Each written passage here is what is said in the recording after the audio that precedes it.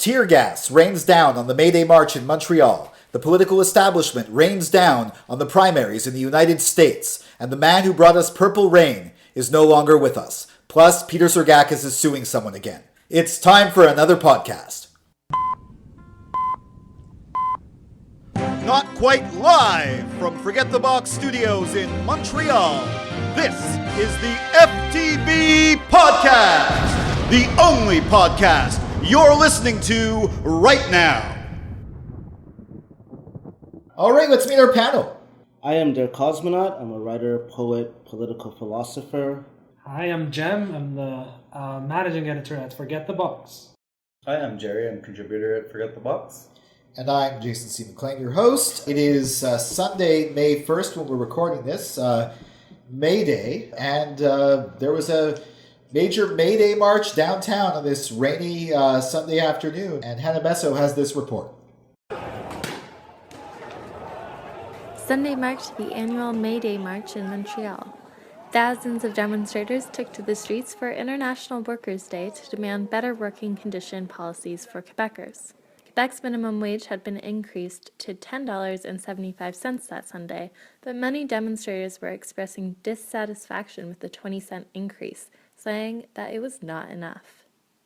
However, the march was disrupted by police interference, who used tear gas and smoke bombs to disperse demonstrators. 9 people were arrested and 15 others were fined.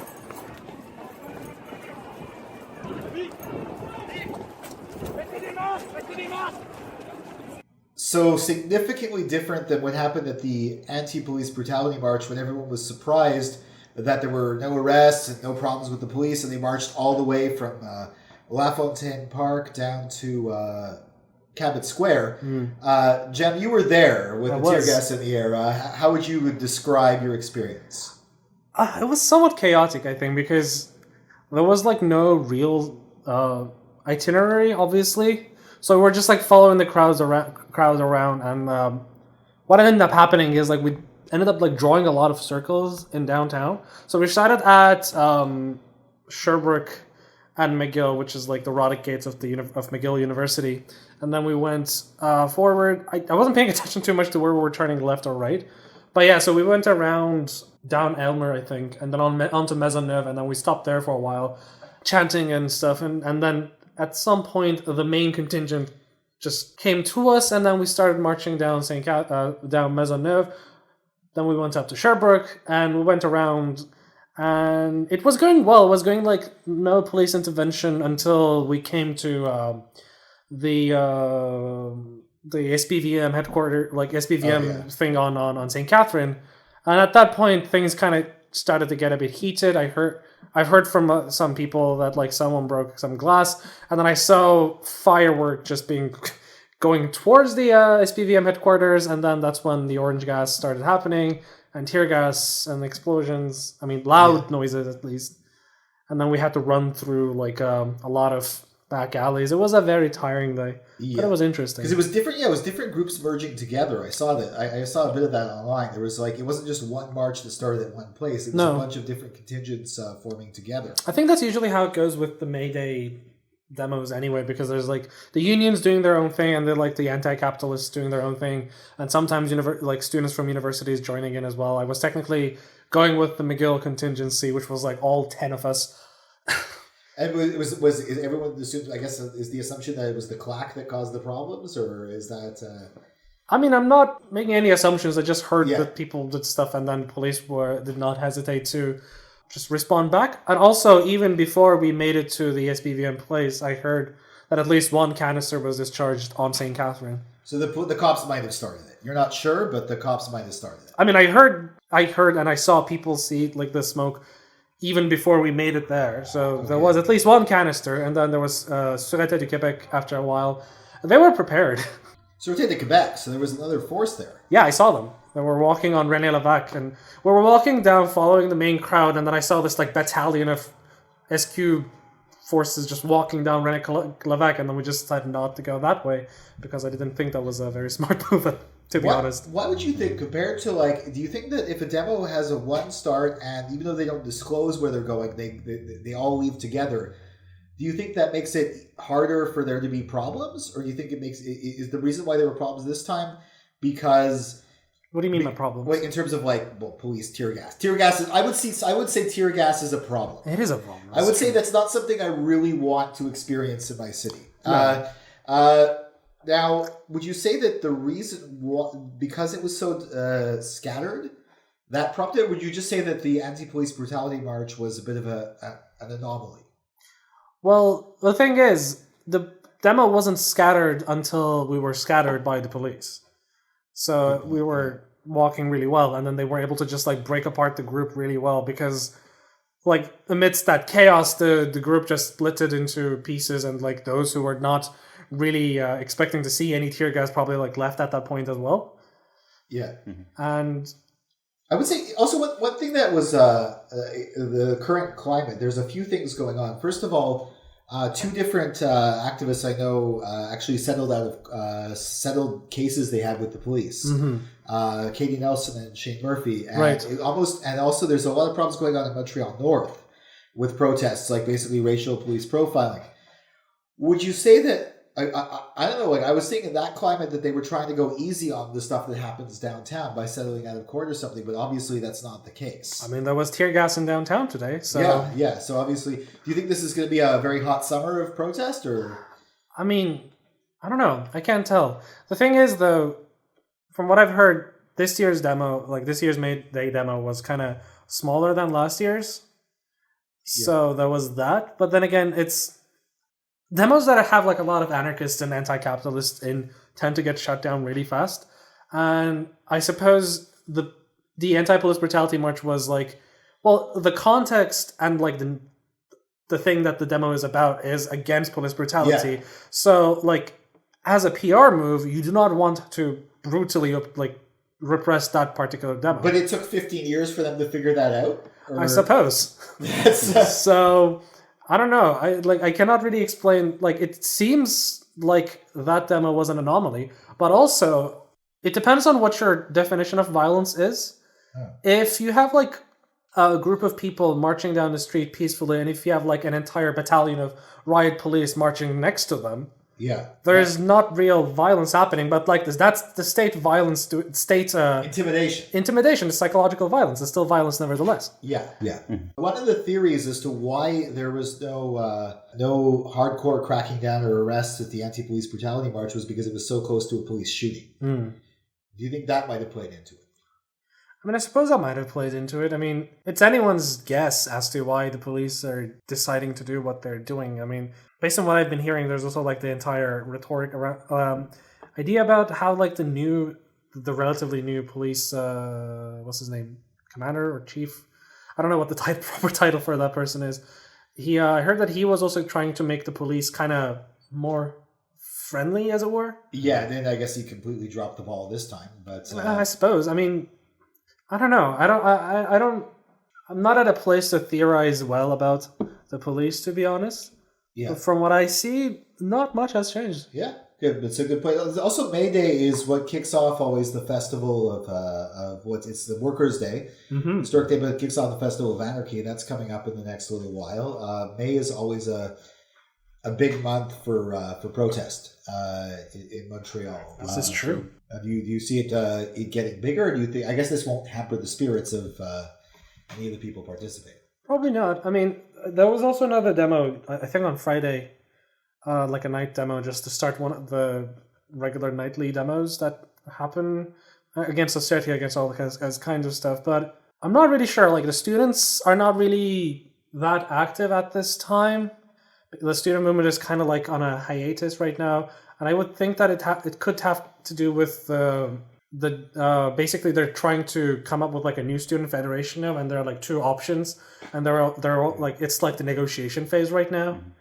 Also, we heard a few weeks ago, in Concordia, some students are facing tribunals. There's still that happening as well. Oh yeah, that's from the remnants and residue from last year's student strikes. Yeah, exactly. From that, and I guess austerity is still a thing, though. No, yeah, it is. The queer government's still making a big thing. Well, we haven't seen many austerity protests in the last year. Maybe we'll start seeing them again. Maybe. One place where there's a lot of protests going on, And I imagine there might be some protests going on at some of the political conventions as in the United States. We're still in the primary season, and Hannah Besseau has this report. You know, in this campaign, we've won in every region of the country. From the north to the south, to the east, to the west, but this one's personal.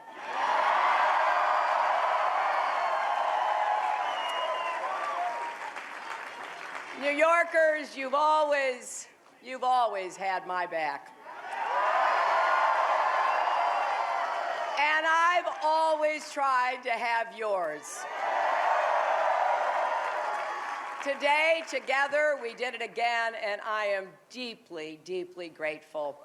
I want to thank everyone who came out and voted, and to all of you across New York who've known me and worked with me for so long.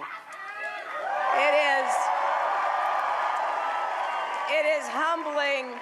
It's humbling that you'd trust me with the awesome responsibilities that await our next president.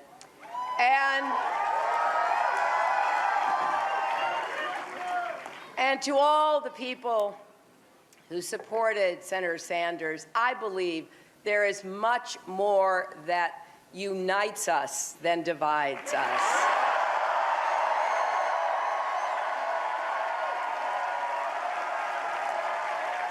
You know, we started this race not far from here on Roosevelt Island, pledging to build on the progressive tradition that's done so much for America, from Franklin Roosevelt to Barack Obama.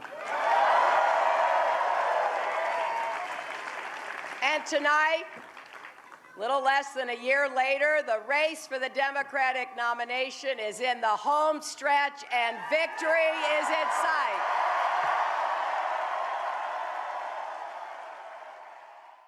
So things aren't looking that great for Bernie Sanders, looking very good for Donald Trump, and they're looking good for Hillary Clinton in the sense that she's closer to getting the nomination, but there's so much bad blood directed at her that her chances of becoming president maybe don't look that great too. I mean, Jerry, you've been following the primaries. Do you think Bernie's done? It's hard to tell, really, because like a lot of things can happen until the convention. They're still doing an investigation on Hillary Clinton, and that could break any day.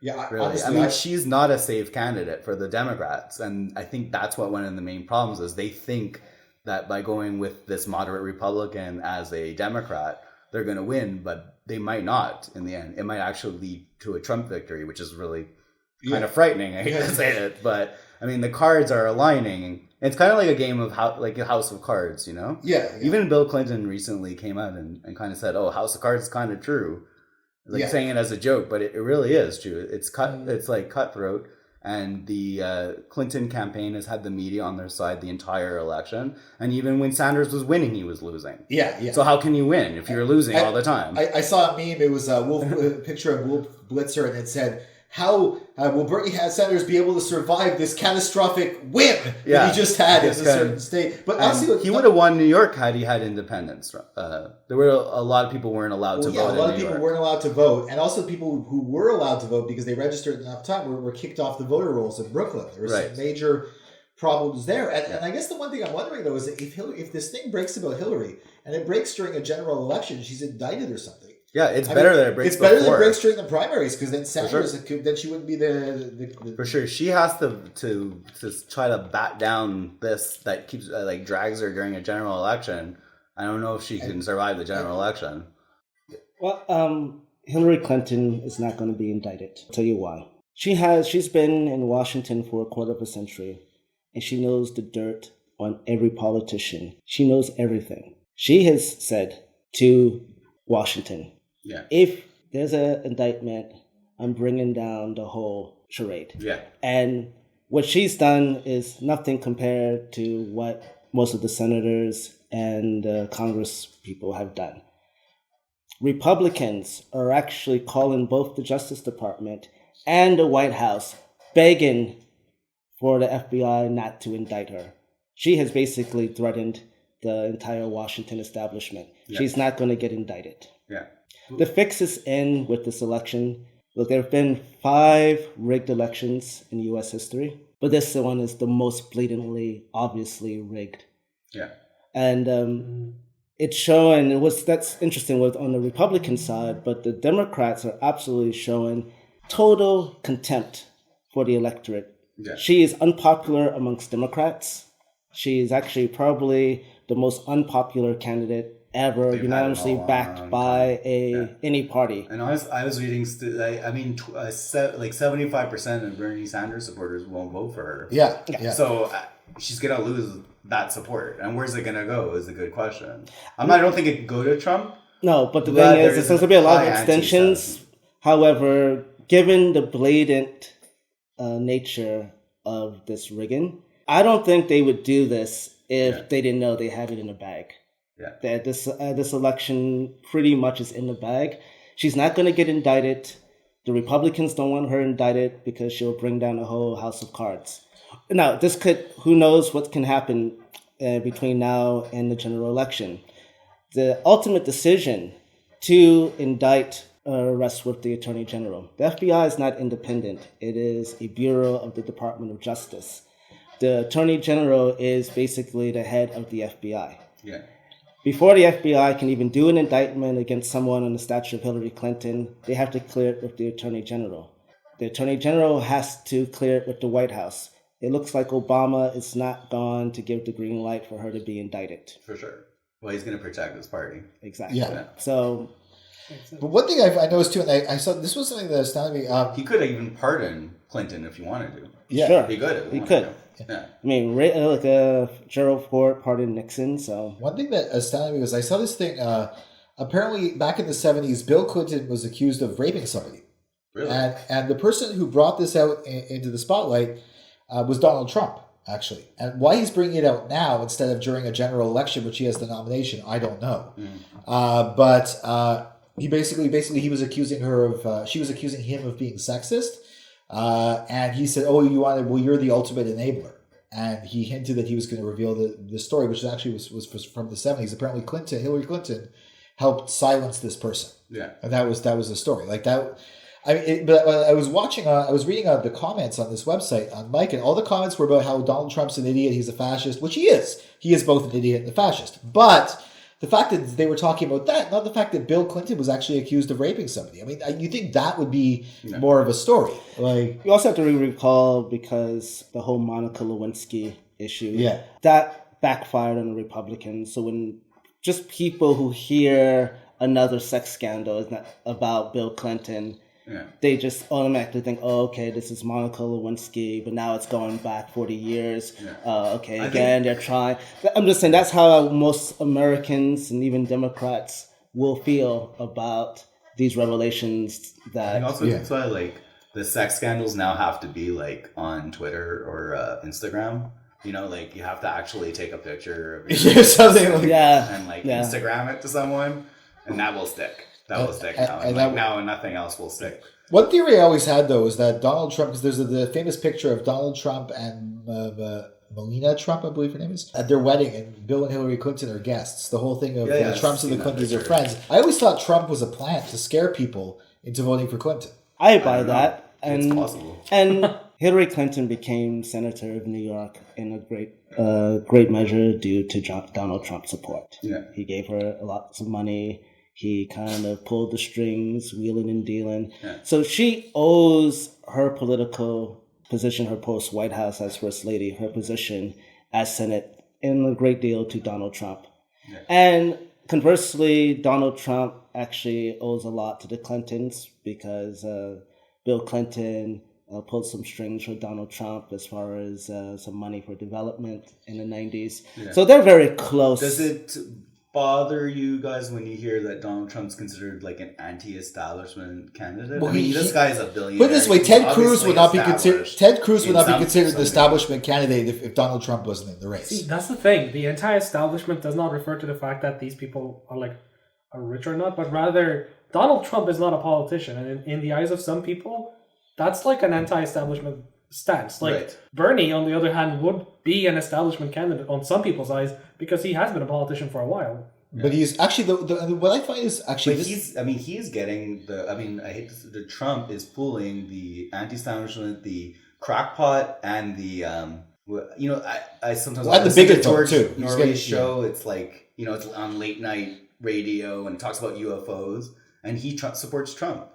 I was surprised. Apparently, But apparently Billy they- Corgan this supports Trump. and Apparently, Billy Corgan. that's Just, all a these random frightening thought. But And now Jenner might be supporting Trump. Well, I mean, Caitlyn Jenner. Well, Trump is, insofar, an establishment candidate that he knocked out Jeb Bush.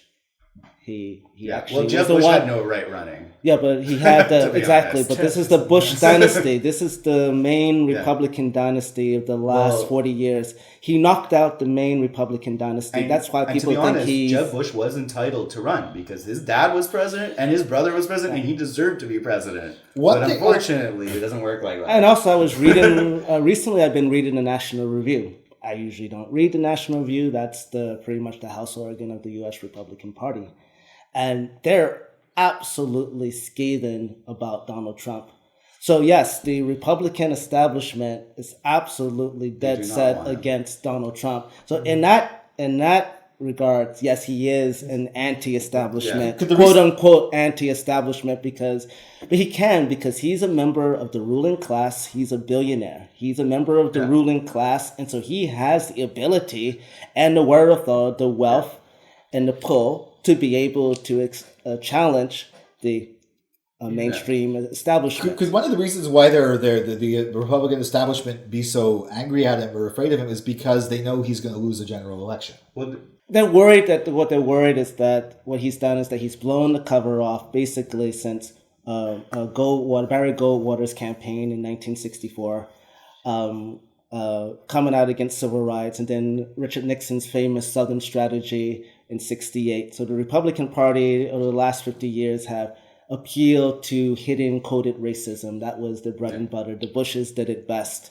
But now Donald Trump has kind of Taking the sheet off. taken the sheet off, and that's Yeah. what they don't. That's what they don't like. They definitely And don't now there's they're really worried that Yeah. he's actually going to ruin the party and destroy the party for good. Well, I at this point, after watching the charade that is the Democratic parties, and the Republican Party for that matter, primaries, I think it's time for some new parties. Honestly, it's just time because obviously the people didn't get to pick what they wanted, and even in the Republican side, if Trump doesn't get elected, honestly, Ted Cruz is unelectable.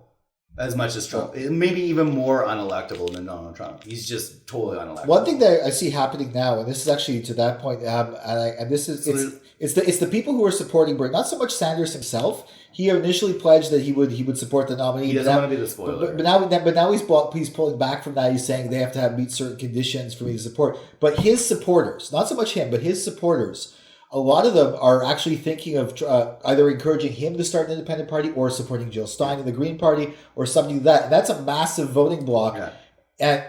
And that might change things. There might be a push if Sanders is sticking into the Honestly, convention. I think when Clinton actually has the nomination, there might be a push These are to going go to to be a the third party. two most interesting conventions we've had in a very long time, since the 60s. Yeah. I honestly think they might be riots in both conventions. Oh, there probably will be. At least the It's Democratic. not going to be it's not going to be pretty, and it's going to be very ugly, and it could ruin both parties. And I think that would be a good thing for America because these parties have ruined America. And that's They've literally exactly ruined it. And that's exactly the point. This is the thing. What we're seeing with both the Clinton and the Trump campaigns and the Sanders campaign is the beginning of the end of the two-party system. Yeah, in the I think US. that's what we're watching. And we're watching this now. And honestly, And maybe if it's not even this year, it completely breaks down. Yeah. But it's crumbling. It's cracking before our I eyes. just want to say on the Republican side, I don't see an electable president for maybe 40, 50 years. There's just no one, they just don't have the numbers anymore. It started itching. It was basically Bush kind of pushed it over the edge, and now they just don't have the numbers. They'll rule the House and the Senate, but not the White House. Yeah, Right? to ever get the White House back. And I think they're starting to notice, that's becoming more noticeable. Would it be ideal is if there was a third party run from one of the Republicans, say Trump gets screwed over by the party, decides to run as a third party, or Cruz decides to run as a third party, and then Sanders or Jill Stein, maybe Jill Stein, somebody comes in, and then we have like a 4-person race. That would be really that would be very interesting, because what will likely happen is that none of the candidates will have enough 270 electoral. And then what happens is Congress gets to decide who the president is. Yeah. That's actually how it works out. Which will then further delegitimize the entire political setup. It could actually lead to civil war. So, yeah, I mean, who knows? well, in 1997, when I kind of decided I was abandoning the U.S., and I actually gave the U.S. 20 years. I said within 20 years, the U.S. will either break up or have a civil war. And so far, it's happening right on. And to clarify, you're originally from the United States. I'm from New York City. Well, so. I mean, I'm not ready to give up on America yet. I'm sure like they can kind of keep it together. But I just think with the 2-party system, no one's getting what they want out of the political system, and just it's like being frustrated Quebecer with our political system. A meme I saw, an interesting internet meme I saw as well too, is like, so you want me to vote as a Democrat and support Hillary? Then why did you make me an independent in the primaries? Why did you switch me to independent in the primaries? Yeah. Like it's like on one hand they're saying it's a 2-party system. On the other hand, if you try to change the 2-party system, you can't. You're an independent. So people have been trying to change the 2-party system for almost a century. Like this goes back all the way to like late 1800s when the labor movement started to do its own socialist party, and then when that failed, there was like this agrarian movement to create like new parties, and they all kind of failed because what happens is whenever there's a new movement that happens that might like challenge the 2-party system, they end up getting absorbed by the Democrats. That's what happened to the labor movement in America. Yeah. So there's like all that concessions and social democracy, and then you have all the more radicalized political ideas soften down and become part of the establishment, and that's why Sanders is not running as an independent and he is running as a Democrat But he might not pull his support he might not get his supporters to vote for Hillary. He's changed his tune about that. He's saying unless Hillary adopts certain policies. But then again, based on how the voting system works, any vote that you do not vote for, any vote that you do not cast for the Democratic candidate is a vote that technically goes to the Republican, because your abstentions mean nothing. Yeah, I mean, the system might change. One little, I guess, comical observation I had earlier today was that if you look at Ted Cruz, he's kind of like Stephen Harper. I mean, like style-wise, like he's very religious. He kind of like he's not charismatic at all, but he's a good debater. Yeah. The same way Donald Trump is kind of like Peter Sergakis. We talked about Peter Sergakis last time on the podcast, and we thought we were going to drop it for a while, but then this happened. Notorious Montreal bar and real estate owner Peter Sergakis is suing NDG City Councillor Peter McQueen for $100,000. The pair of prominent Peters have been publicly debating Jersey Saloon, a Coyote Ugly-style Western bar Sergakis opened a few weeks ago in the old Ma's bar space on Sherbrooke Street West. McLean and many of his constituents contend that the hypersexualized nature of the establishment is out of touch with the family-friendly nature of the largely residential neighborhood. The promotional video that this new bar, the Jersey Saloon, put on YouTube, which shows, women doing shows up on the bars with, shooter drinks, and we just don't feel that kind of a bar that's kind of selling sex is right for this family neighborhood in NDJ. McLean also argued that scantily clad female staff pouring drinks on themselves and dancing on the bar suggestively, as demonstrated in a promo video for the bar, produced an effect on the customers similar to a strip club, though one operating without a nudity permit. Sergakis contends that this is defamatory and filed his lawsuit with the Quebec Superior Court. Sergakis is no stranger to litigation. In 2014, he sued the Bell Center for screening out-of-town playoff games and selling beer, claiming it was unfair competition for bars. So Peter Sergakis is suing Peter McQueen because he didn't like what Peter McQueen had to say about his new bar, which is a really cheesy idea. I mean, the 1990s called They Want Their Bar Back. It's like Coyote Ugly in NDG across the street from a park and a funeral home with houses on top in a residential family neighborhood. It's a bad idea. Now, I don't think McQueen's take on it that it's basically like a it's like a strip club, except the women aren't naked, so he gets around the thing. I think it would have been better to say it's like he's getting around the permis de spectacle, the performance laws. But still, suing a guy for $100,000 for objecting to your bar for libel, like how is that even? I mean, okay, this is the guy who sued the Montreal Canadiens when they actually wanted to have their playoff away games shown at the Bell Centre, and he said it was unfair competition for his bars, even though his bars were totally packed. I mean, is this just a scare tactic, or does this case actually have any merit? I don't know if it has any merit, but I don't think I've heard a lot of people are not happy about this bar in NDG. Yeah. I guess it just doesn't fit with the kind of Sherbrooke Street. Like Maz's was a sketchy kind of bar or whatever, but I don't know. This kind of semi striptease kind of bar is not fitting well with people in NDG. Yeah. And he's just looking out for his constituents. Is it a way to promote the bar, this lawsuit? It could be. Well, the thing is, the way lawsuits work is that when you sue someone, they have to defend themselves, and then the legal fees come in. So, like, even if it's not about winning or losing this case. It's about sending the message and like a really high, hefty legal fee to the person he's suing. Yeah, because McQueen's going to have to pay for some legal fees. Then if he wins, though, he gets his money back, right? What? Not the money that he paid to his lawyers. Yeah, I know. Well, I don't know. I don't know about Canada. In the U.S., if you win your case, then the loser always pays legal fees. I don't know how that is in Canada. So I'm not sure how that goes around here. But like in this case, it's generally like a net loss if you get sued or sue someone. Yeah. Well, this is the thing. It's very tricky though, because I know when I studied journalism, I read a lot about libel law, slander law. Now, what is exactly is the supposed slander or the libel? That he accused him of running saying his bar was a sex bar, a strip club that got around the no strip club rule. That technically has merit under Quebec law because Quebec's libel laws are just like very they're very like anything can be libelous. Especially in Quebec, like in Quebec, you need to be like extra careful about saying things about other people, especially if that person is like very libelous for whatever reason. Litigious, I think is the word I'm looking for. Okay, that was what I was just curious about. I was just very curious because I do know that you got to be careful. Yeah. Because if you sue someone for libel, it's true. That's the point. If it's true, it's true. So, but if so it's very. I was just curious what exactly. I know. I've said worse things about Peter Sergakis than Peter McQueen has, but maybe the fact that he's a politician and a city councillor responsible for the area, that obviously has some. And the fact that he's the one interviewed by the CBC and the Gazette. Yeah. But like, I mean, is this it could have a real chilling effect. I mean, like, okay, first of all, just Peter Sergakis is the same guy who invited Marine Le Pen to speak at his bar after everybody else wouldn't have her. She spoke at a Station de Sport in the gay village, which is really strange because she's actually pretty homophobic.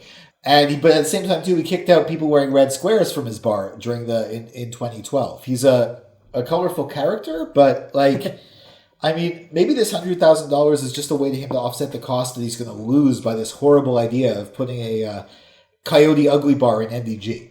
Perhaps.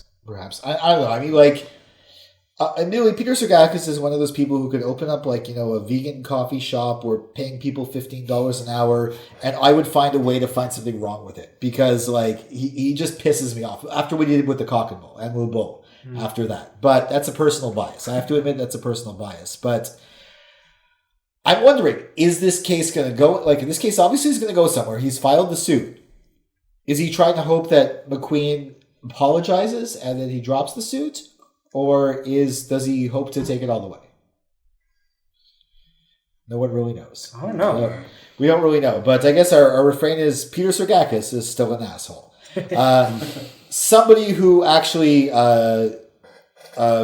is the complete opposite of Peter Sergakis or anybody who you don't want to see is the absolute legend Prince. Mm-hmm. Prince Rogers Nelson. I got that right. He passed away at 57 years old. Let's listen to a particular song by Prince. Boom! Shut up already. Man. this house know about the quake? We do. Bullshit. Tell me who in this house know about the quake? We do. Bullshit. If you know how to rock, say yeah. Yeah. If you know how to party, say oh yeah. Oh yeah. So you say, know, man, hey, what's up, man? What's in the bad house? Wait, shut up already. Damn. You can pop this, Atlanta. Everybody jump up and down. Housequake. This is a brand new groove. Clap your hands, y'all. Housequake.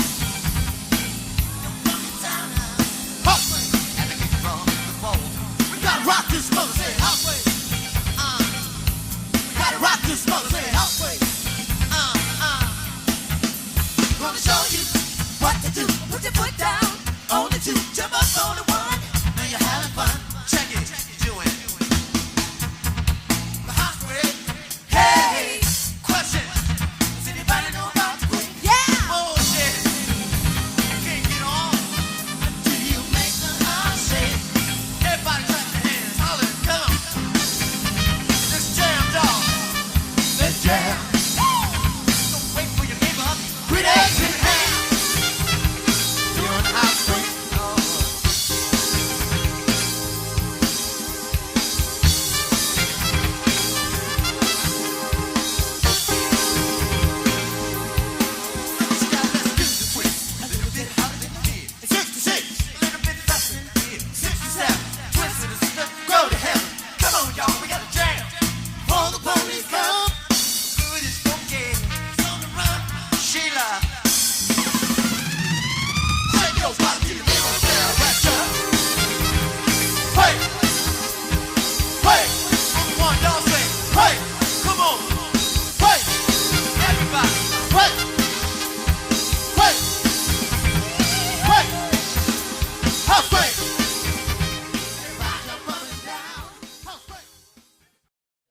Wow, this is not a good year for legends. Bowie left us, and now Prince. Now, Der Kosmonaut, you have a very personal connection to Prince, right? Yeah, very much so. I broke down and cried when he died, and I've never done that for any celebrity. I like Bowie, I like Joe Strummer, I liked Robert Palmer, but I didn't cry when they passed. But when I received the news that Prince passed, about 5 minutes afterwards, I actually broke down and cried. And the reason why was because I actually had a very, very personal relationship as far as a DJ. I'm also a DJ. And he saved my career as a DJ when I was in Europe. And he was also very much a part of my musical development when I was a teenager in the 80s. And and his impact musically and also socially is still with us today. And I just want to talk about some of these things. Yeah, well, actually, first, I guess let's go with the story first. You had told me this before about when you were a DJ. Yeah, I love Belgrade in Serbia. It's actually one of my favorite cities in the world. But what I didn't like about it was DJing there. A couple of reasons. First of all, people are very annoying. So when you're trying to work and you're trying to work, people always come up to you and they're asking you, oh, can you play this? Can you play that? And I'm like, no, I can't. And they are very, very insistent. And it's very annoying when you're trying to do a set. Also, the thing is that the Serbs have a completely different sense of rhythm than from Westerners.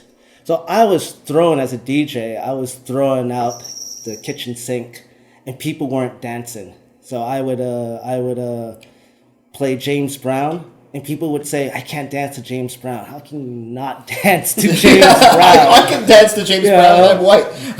And one party where I actually was able to get people to dance. I like to mix up. I don't like just to play one genre of music. I like to mix it up. So I put on some reggae and Bob Marley. When I put on Bob Marley, everyone walked off the dance floor. And I just couldn't believe it. So when I was at other places and I was trying to make people dance, and I was getting really, really frustrated. I'm like, what's going on? Why are not people dancing? So out of desperation, I put on this Prince track, Housequake. Which is the one we just heard. Yes. And if you notice in the beginning, it opens up, he says, shut up already. Damn. And that's how I felt, because all these people were coming up to me. At one time I was playing Planet Rock, a classic hip hop track by Africa Mabata. And one guy came up to me and was like, "What is this shit?" And I was absolutely taken aback. I'm like, "This is a classic hip hop tune." He said, "This is not hip hop, it's techno shit." And I had to exercise ultimate restraint not to go out of the booth and throttle this guy, or as Malcolm X says, to get physical. So I was always playing these songs, and no matter what I was doing, it didn't work, and always people harassing me. So the "shut up already, damn" really reflected my sentiment. It was like, shut up already, damn. And this, as you heard this beat, and it's actually one of the best beats ever. And the only reason it hasn't been sampled is because Prince really guarded his music. And I'm sure every hip hop producer was begging Prince, "We need this beat because this beat is absolutely gold." He said, "No, no, no." But it's that beat. He created the best beat ever that you have no choice. I saw Sim here when we were playing it, and even Sim was Jim. Sorry, he was kind of like tapping, and you were kind of tapping your hands and you're kind of moving your head. So it's that one song that's absolutely, so he saved my career, because otherwise I wasn't going to make it as a DJ in Belgrade. I ended up playing at Mama's, which is the biggest underground after artist party in Serbia. So I was playing a song he did with Sheila E. called Love Bazaar. And so I was at another place. They have all these boats on the Saba River. And I was playing, and this guy came, the owner of this other club. And when I played A Love Bazaar by Sheila E. and Prince, he came up to me, he said, "That's it. I want you to be resident DJ at my club." So Prince absolutely saved my DJ career. And when I went back to Vienna, 'cause for many years I was living in Europe between Vienna and Belgrade on the Danube River, fairly close to each other. And I had the best night I ever had as a DJ. It was on April 13th, 2012. And it was packed. I was the headliner DJ. It was 3 a.m. I was the headliner. There were about 500 people. It was a fairly small venue, but it was packed. So I knew that my first record had to be good. So I played Controversy by Prince, and that worked. The audience, the floor was stomping. So in that aspect, that's how Prince really saved my career as a DJ. One thing about Prince, I mean, he saved your career, but also one thing I found very interesting about him is he was the artist who was world famous, and plenty of people wanted him to move to New York or Los Angeles, but he decided to stay in Minneapolis because that was his community. Yeah, he was a very shy person for the longest time. It's only been in the last couple of years that he kind of opened up, and I think that was his agent, so he kind of became more secure of himself. But he finally realized he was Prince and he could just say what he wanted to say. Yeah, and but he was he's from the Midwest, and the Midwest is Minneapolis. Is fairly small. It's a city, but it's a fairly small city. So he kind of grew up as this kind of not small town, but semi-small town, Midwest. And so he really, really wanted to keep his privacy, and New York and LA were just too overwhelming for him. But he stayed at the First Avenue Club where he started off. And that was where Purple is famous, because Purple Rain was filmed there. And he was still hanging out there now, like up and even most recently. And a lot of people who went there thought he owned the club. And not only was he just there, but he was always regularly showcasing new upcoming talent. So he cared. That's the one thing about Prince I've noticed compared to a lot of other stars. There's two things. The first is that he stayed in Minneapolis, but also his house. This is an interesting story. His house is wired for sound. His Paisley Park, like basically he could be in the washroom, in the bedroom, come up with an idea, and start playing on guitar, and it would be recorded. Now, to some that might sound eccentric, but if you think about it, what do rock stars usually spend their money on? This guy, Prince, decided to spend his millions on his craft. On art. For him, it really is all about the music. Well, he lived and breathed music. I mean, he was a genius, and it was very funny because when he was alive, people who knew of Prince and his fans would call him a genius, but he was never considered generally in the media as a genius. Listen, he learned to play piano by himself when he was 7. Learned to play guitar, taught himself when he was 13. Learned to play drums when he was 15, all by himself. Ended up playing 27 instruments. That's genius. And then you look at most of his records, he played every instrument. And he would do it. He would go, and most of the time he would do it in one take. So he would go in the keyboards, lay down the keyboard lines, then jump onto the bass, throw down a bass line, then jump onto the guitar, drop the the drum beats, and then singing, all in one take. This is absolutely nothing less than genius. So he lived, breathed, and ate music. And I'm sure there are a lot of other talented musicians, but he really, really had that genius and a passion for music that really very few people have. Well, there's a quote I remember, and this is the thing with people like Prince. I knew Prince through the hits. I knew 1999. I knew Purple Rain, of course, all the big hits, and I always saw him as a singer because he is a singer. He's a good singer, great, excellent singer. He's the front man. But then there's a quote from Eric Clapton, and apparently years ago somebody asked him, "Hey, Eric Clapton, what does it feel like to be the greatest guitarist in the world?" He said, "I don't know. Ask Prince." Yeah, and that's the thing. And what was very unique about Prince, he was only the second black rock guitarist, who was really a black rock guitarist. The other one, of course, being Jimi Hendrix. And Prince was a rock guitarist, a black rock guitarist, which in the 70s and 80s was completely unheard of. I mean, by the way, Jimi Hendrix has no fan base. His fan base is 99.9% white. Not one black radio station in the United States plays Jimi Hendrix. Jimi Hendrix, in fact, was denounced by the Black Panthers.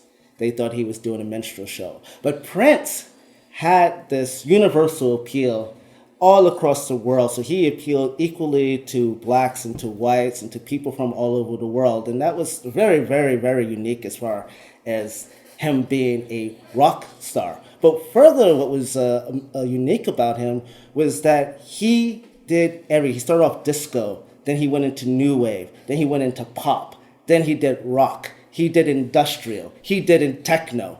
And a lot of musicians will do crossover songs, but usually it's a one-off or maybe kind of a one album and they'll do it. But you can see that you can still see the musicianship, but you realize they're kind of out of their element. Prince, he did jazz. No matter what genre of music, Prince could do it effortlessly, and he was always in his element. And another thing is that people don't realize that he was a deeply political artist. 1999 is about nuclear holocaust. He also wrote a song, Ronnie, Talk to Reagan. A lot of people who are too young don't remember this, but in the 80s, there was the real dread that we were going to grow up and we were going to have a nuclear war. Reagan was openly threatening the Soviet Union. At the 1984, just before address to the nation, he thought he was off camera and he said, "I've signed legislation outlawing Russia. We begin bombing in 5 minutes." And so that was really this real fear. Growing up as a teenager, it was really, oh my goodness, are we going to have World War III? Is there going to be a nuclear war? That's what 1999 was about. Also, Sign of the Times, reason why I say it's the greatest album of the 1980s, not only because he does funk and new wave and industrial and techno and rock all on one album. I mean, this is who does that? This is an amazing album. But Sign of the Times is really, as the title suggests, a documentation of the 1980s. And I'm absolutely convinced that in the years, the centuries ahead of we're still around, we haven't destroyed ourselves as a human race. But when historians and anthropologists look back at America in the 1980s and they want to know what's going on, it's going to be Sign of the Times. One thing I really appreciate about Prince was his his good ear for quality music. Like, he was more interested in musicianship than making money. Like, he would come to Montreal and play small venues. Like, he could have filled out like the Bell Center, but he would play like small clubs instead. And I found that really Because of the interesting. audio, because of the Yeah, acoustics. he cared about acoustics Yeah. more than he cared about making money. And I think like that's one of his geniuses, was that he had like such appreciation for good quality sound. And I can appreciate that. Well, yeah, I mean, and also he's one of the greatest producers of all time. He Right, had and he that. produced. He had that. He was a producer, and he had that ear. But I think we would see his biggest legacy, or one of his many biggest legacies, is actually, and it's a song he made called "If I Was Your Girlfriend" from the Sign of the Times album, also '87, and this was the beginning. He first brought he upended centuries of the kind of sexuality and gender and things like that. He wrote the song basically about having a lesbian relationship. What? A man writes a song about having a lesbian relationship? But you know what? It works. And there's so much now in the idea in queer studies, gender studies. That song, there's been lots of academic scholarship about that song, "If I Was Your Girlfriend." The thing of, yes, Bowie and Annie Lennox did the androgyny, but actually when he became the artist formerly known as Prince, that symbol actually comes from Purple Rain. It's actually on the windscreen of his motorcycle. What is it? It's the glyph of the male and the female, and wants. What we now take for granted now in the things of gender identity and queer studies and all of that, but he brought that to the mainstream. This was absolutely mind blowing. He actually wanted to write that. He wrote that song in '82. He wanted to release it, but he realized Wait till he becomes a star. people first. weren't Yeah. ready for it. And when he came up with that, so that's, I would say, his biggest cultural legacy apart from his music was that. And yeah, he was also very much a feminist. I mean, he had so many women in his bands, and he really found like the most the top quality women in his bands, and he actually really loved them. He worked with it was Lisa Coleman and Wendy and Sheila E. I mean, he's worked. He wrote Sinead O'Connor's biggest Yeah, hit, exactly. right? Nothing Compares to You, her only #1 hit, probably her only top 10 hit. That was a Prince song. So it's also Sinead O'Connor is also a well-known feminist artist. So he was really at the forefront of feminism and kind of really challenging gender roles and identity and sexuality. That's his biggest impact, and we're actually living this today. Yeah, and it's a real shame that we won't be hearing Prince playing him. He played in Montreal a month before he passed away. He won't be playing in Montreal anytime soon or ever. But there are a lot of great shows coming up. Here's a community calendar. Friday at 8:30 p.m., The Holds Band will be opening for the Empty Yellers, who are launching their long-awaited EP Hydrobell, produced by the very talented Glenn Robinson. After party with more live music at Orange Burgers and Brunch right across the street. Happy hour cocktail prices all night, $4 pints and $3 shots. The event is at 57 Prince Arthur East. Friday, May 6th at 7 p.m. is Personal Stories of Palestinian Nabka Survivors. The event is organized by Palestinian Canadian Congress and will feature the discussion of experiences of women who have experienced refugee camps in South Lebanon, as well as Israeli apartheid. The event will be held at the Student Society McGill University Building, room 301, on the 3rd floor of 3600 McTavish. Quilted Creatures is proud to announce the launch of their first book, Children's Stories. Quilted Creatures is a new publishing organization that publishes children's books from an intersectional and inclusive perspective. You can come celebrate the launch of their first book with a night of music, storytelling, and all-around coziness. You can purchase the book at the event, however, they have a limit of 100 copies, so be sure to come early if you'd like one. Wednesday, May 11th, 5:30 to 8 is Real Talk, Cultural Appropriation. The event is organized by DESTA Black Youth Network and aims to define cultural appropriation in order to open a discussion on the topic. Snacks will be served at 5:30 p.m. and discussion will start at 6. Finally, May 14 to 21 begins the City Farm School Epic Seedlings Sale. Come by the City Farm School, different locations posted on their Facebook page, where you can pick up your own plant or seedling for your balcony or garden. All right, time for predictions.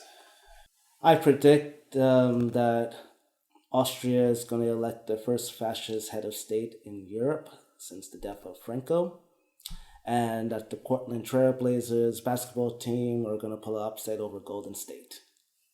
I predict that the student movement will pick up the pace and we'll see some more activism protests on the streets. And also I predict that Ted Cruz will finally drop the act and reveal that he is actually a lizard person. I predict that Congress will be invaded by a horde of monkeys, and they will take over the Congress and destroy all the papers, all their paperwork.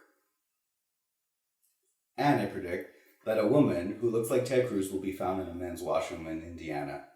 And I predict that it will be revealed publicly, undoubtedly, that Hillary Clinton and Donald Trump are all working together and working under the yoke of that tyrant, Peter Sergakis.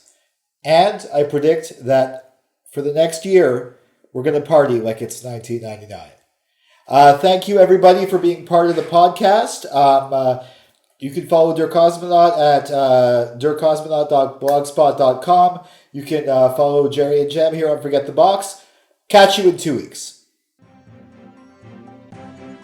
The FTB podcast by the Forget the Box Media Collective in Montreal was hosted by Jason C. McLean and produced by Hannah Besseau. For daily, unique, original content covering news, music, politics, arts, lifestyles, food, film, you name it, we've got it. Check out forgetthebox.net.